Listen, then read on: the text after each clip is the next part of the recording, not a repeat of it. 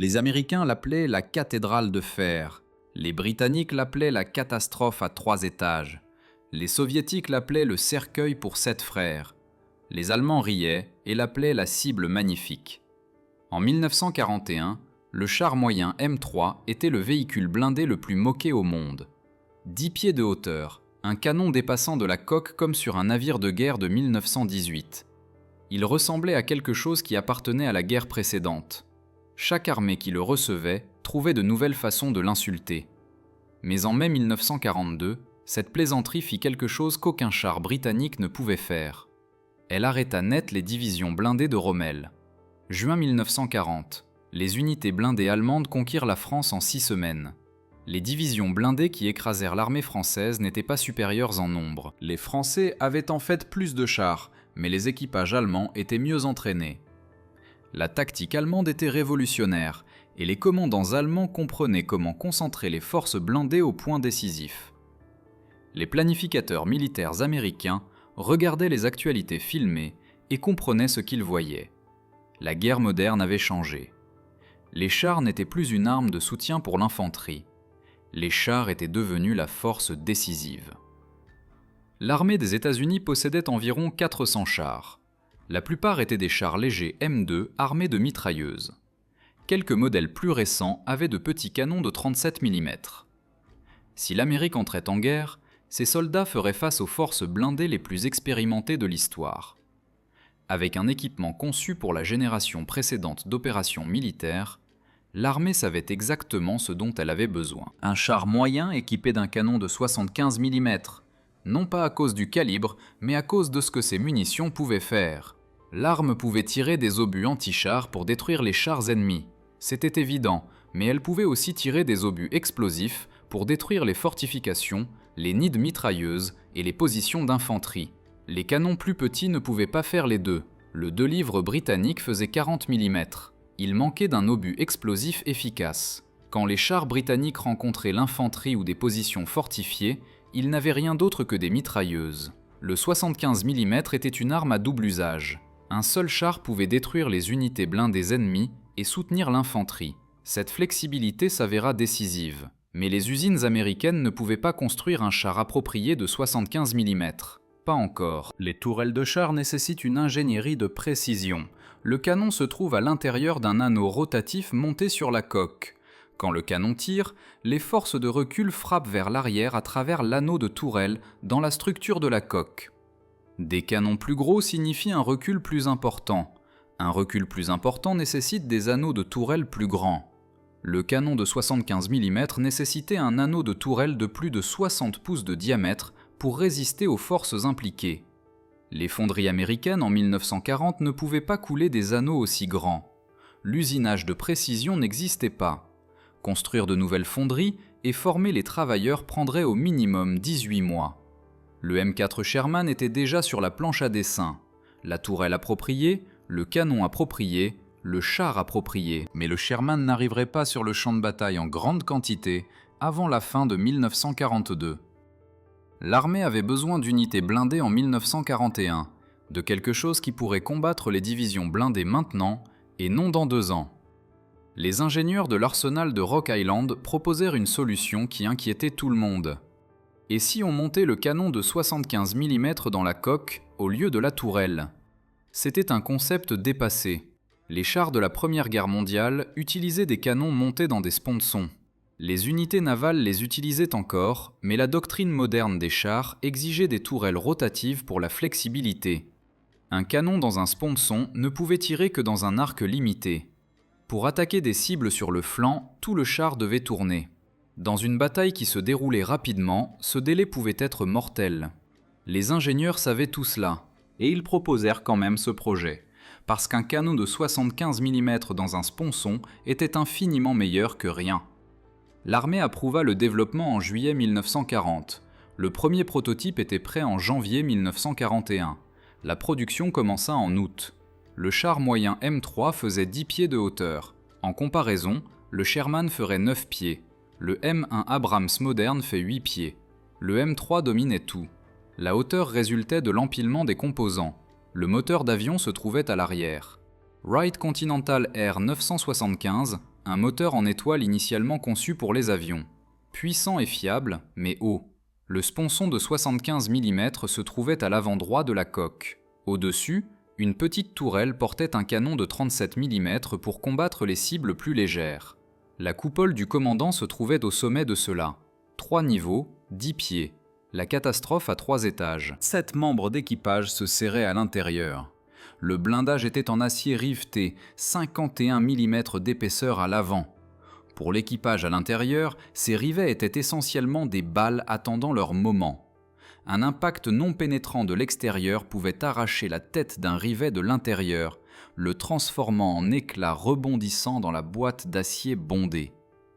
Combinés à la hauteur suicidaire, ces défauts signifiaient que les tankistes américains ne se moquaient pas seulement du M3, ils en avaient peur. Personne ne voulait combattre dans cette machine. Mais entre août 1941 et décembre 1942, les usines américaines en construisirent 6258. En Afrique du Nord, la 8e armée britannique perdait depuis 18 mois. Le maréchal Erwin Rommel arriva en février 1941 avec une petite force allemande pour soutenir les Italiens. En quelques semaines, il repoussa les Britanniques jusqu'à la frontière égyptienne. En quelques mois, il devint le commandant le plus terrifiant du désert. Les Britanniques lancèrent l'opération Crusader en novembre 1941. Plus de 700 chars attaquèrent les positions de Rommel. Le résultat fut un désordre tactique. Les unités blindées britanniques chargèrent les canons anti-chars allemands. Les divisions blindées allemandes ramassaient les chars britanniques de loin. Les Britanniques récupérèrent du terrain, mais le coup fut stupéfiant. Ils perdirent plus de 500 chars. Mais Rommel perdit plus de 300, plus de la moitié de toute sa force blindée. Le problème était la puissance de feu. Les chars britanniques Crusader et Stuart portaient des canons de 2 livres, des armes de 40 mm avec un défaut critique. Ils ne pouvaient tirer que des obus anti-chars. Le 2 livres était un pistolet. Aux distances de combat, il peinait à percer le blindage frontal du Panzer III allemand. Les Panzer III spéciaux plus récents et les Panzer IV étaient presque immunisés. Les équipages de chars britanniques touchaient les chars allemands et regardaient leurs obus rebondir. Puis les canons allemands de 50 mm perçaient le blindage britannique comme du papier. Les mathématiques de l'engagement étaient brutales. Les Allemands pouvaient détruire les chars britanniques à 800 mètres. Les Britanniques pouvaient à peine blesser les Allemands à 400 mètres. Pire encore, sans obus explosifs efficaces, ils étaient impuissants face aux cibles molles. Les équipages de 88 mm allemands apprirent qu'ils pouvaient rester à leur place en terrain découvert. Pour les équipages, c'était un cauchemar récurrent. Ils devaient s'approcher à des distances suicidaires pour seulement égratigner la peinture d'un panzer, sachant que les Allemands pouvaient percer leur blindage avant même que les Britanniques ne visent. Ce n'était pas seulement un problème tactique, c'était une crise de confiance. Ils savaient que leurs outils étaient défectueux. Au début de 1942, les Britanniques avaient besoin d'un miracle. En janvier 1942, les premiers M3 Grant arrivèrent en Égypte. Les Britanniques modifièrent légèrement le projet. Leur version avait une tourelle plus basse avec une radio à l'intérieur. Ils l'appelèrent en l'honneur d'Ulysse Grant. La version américaine standard conserva la tourelle plus haute. Les Britanniques l'appelèrent Lee en l'honneur de l'adversaire de Grant. Les équipages de chars britanniques se rassemblèrent autour des machines imposantes et fixèrent.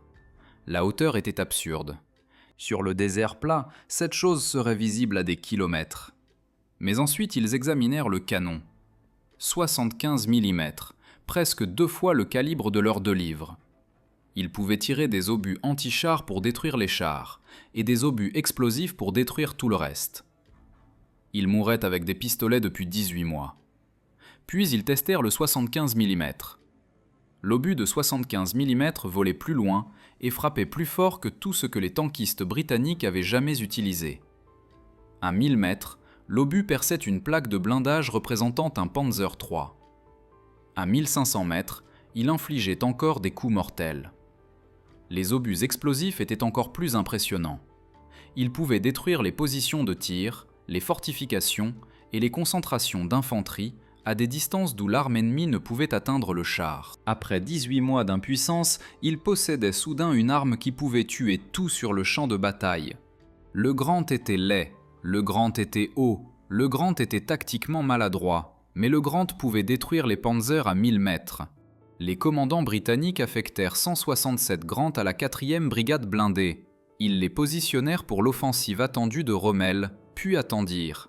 En mai 1942, les deux armées fortifièrent leur position le long de la ligne Gazala en Libye.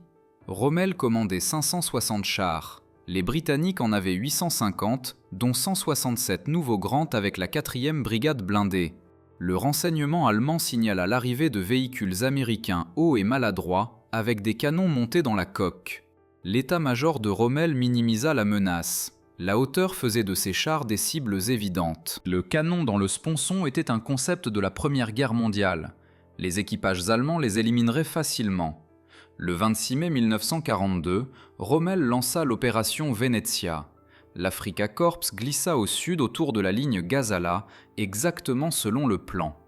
Les commandants de chars allemands s'attendaient à une autre victoire, un autre retrait britannique, une autre démonstration de la supériorité allemande. Le lendemain matin, ils tombèrent sur la 4e brigade blindée.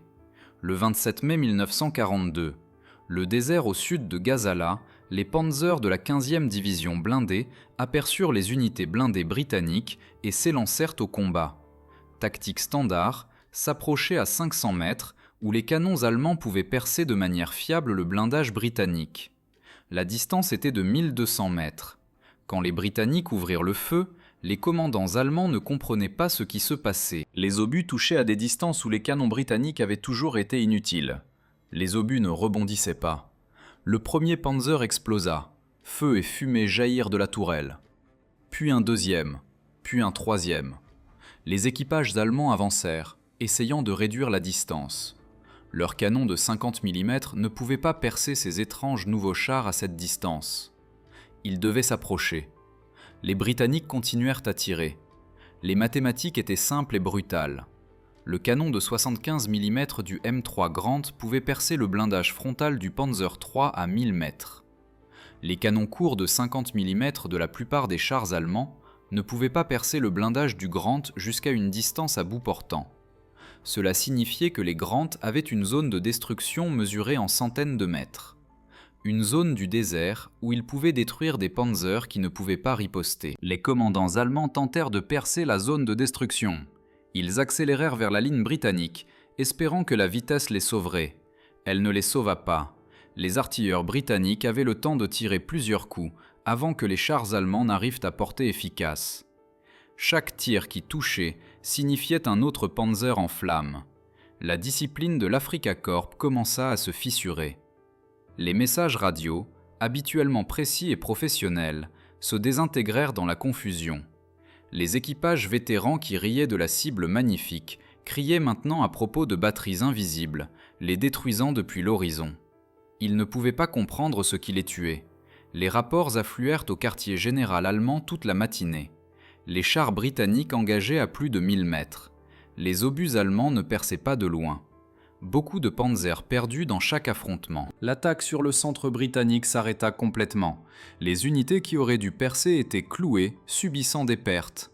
Rommel reçut les rapports et comprit immédiatement ce qui avait changé. Les Américains avaient donné aux Britanniques un char avec un canon qui surpassait en portée tout dans son armée. 18 mois d'avantage matériel disparurent du jour au lendemain. L'Africa Corps ne faisait plus face au même ennemi. Rommel écrivit plus tard sur Gazala. « L'apparition du nouveau char américain, admit-il, arracha de grands trous dans nos rangs. » Il ajouta la vérité douloureuse. Jusqu'en mai 1942, les chars allemands étaient généralement meilleurs qualitativement que les types britanniques correspondants. Ce n'était plus vrai, du moins pas dans la même mesure. Cette phrase, du moins pas dans la même mesure, capturait le choc. Pendant 18 mois, les unités blindées allemandes dominèrent, grâce à un meilleur équipement, un meilleur entraînement et une meilleure tactique. En un jour, la production industrielle américaine effaça l'avantage matériel. Le canon de 75 mm changea tout.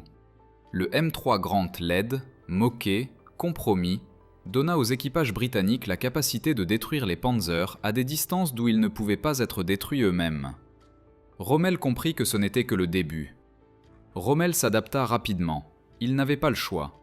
Le canon anti-aérien de 88 mm devint sa solution. Initialement conçu pour abattre les avions, le 88 pouvait aussi détruire les chars à distance extrême. Il pouvait détruire les Grant à 2000 mètres, bien au-delà de la portée efficace du 75 mm. Rommel avança les canons de 88 mm avec ses pointes blindées. Chaque fois que ses Panzers rencontraient des Grant, le 88 engageait en premier à longue portée. Il demanda aussi désespérément plus de Panzer IV spéciaux. Avec le canon de 75 mm à haute vélocité, l'arme améliorée pouvait égaler la portée du Grant, mais les nouveaux chars n'arriveraient pas en grande quantité pendant des mois. La hauteur du Grant resta un défaut mortel. Sur le désert plat, les observateurs allemands pouvaient les repérer à des kilomètres. Chaque affrontement commençait avec les Allemands sachant exactement où les unités blindées britanniques étaient positionnées. Rommel gagna la bataille de Gazala grâce au génie tactique, non à l'avantage matériel. Il surpassa les Britanniques en ruse. Il exploita leurs erreurs. Tobrouk tomba en juin. Les Britanniques se retirèrent profondément en Égypte, mais le coût fut beaucoup plus élevé que prévu. Rommel prit Tobrouk. Il fut promu maréchal, mais ses pertes de chars étaient insoutenables. Les usines allemandes produisaient environ 300 chars par mois. Les usines américaines construisaient déjà plus de 2000. Chaque Panzer détruit était irremplaçable. Chaque Grant détruit serait remplacé en quelques semaines. Rommel gagna la bataille. Il perdait la guerre de production. À El Alamein en juillet, les Britanniques l'arrêtèrent enfin. Les Grant ne suffisaient pas à gagner des batailles offensives, mais ils suffisaient à tenir des positions défensives, où les unités blindées allemandes devaient venir à eux. L'Afrika Korps saignait sur la ligne des Grant. Chaque attaque coûtait des chars que Rommel ne pouvait pas remplacer. Le compromis américain Lee faisait exactement ce pourquoi il avait été conçu. En octobre 1942, les premiers M4 Sherman arrivèrent en Égypte. La tourelle appropriée, le canon rotatif de 75 mm, un profil plus bas, tout ce que le M3 aurait dû être. Montgomery rassembla une force écrasante pour la deuxième bataille d'El Alamein. Plus de 1000 chars, Grant, Sherman, Crusader, plus de 1000 pièces d'artillerie. L'attaque commença le 23 octobre. 12 jours plus tard, Rommel était en pleine retraite. L'Afrika Korps ne se rétablirait jamais. La guerre de 6 mois du Grant était terminée. Il tint la ligne de Gazala à El Alamein. Il saigna l'Afrika Korps de chars et d'équipages irremplaçables, le cercueil pour 7 frères, la cathédrale de fer, la cible magnifique. Il fit son travail. Aujourd'hui, les M3 survivants se dressent dans les musées. Les visiteurs passent devant eux en direction des Sherman et des Tigres. Ils jettent un coup d'œil à la silhouette maladroite de 10 pieds et se demandent pourquoi quelqu'un a construit quelque chose d'aussi laid. La réponse est simple. Parce que le laid était disponible quand le parfait n'était pas possible. Les ingénieurs américains connaissaient chaque défaut avant que le premier M3 ne quitte l'usine. La hauteur, le canon dans le sponson, le blindage rifté, et ils le construisirent quand même, parce que l'alternative était rien. Le M3 ne fut pas conçu pour être le meilleur char du monde. Il fut conçu pour exister quand le meilleur char n'était pas encore possible. Rommel comprit ce que cela signifiait. Les Américains, nota-t-il, conçurent, construisirent et déployèrent un char moyen efficace en moins d'1 an. Les Allemands n'avaient rien de comparable à cette capacité industrielle.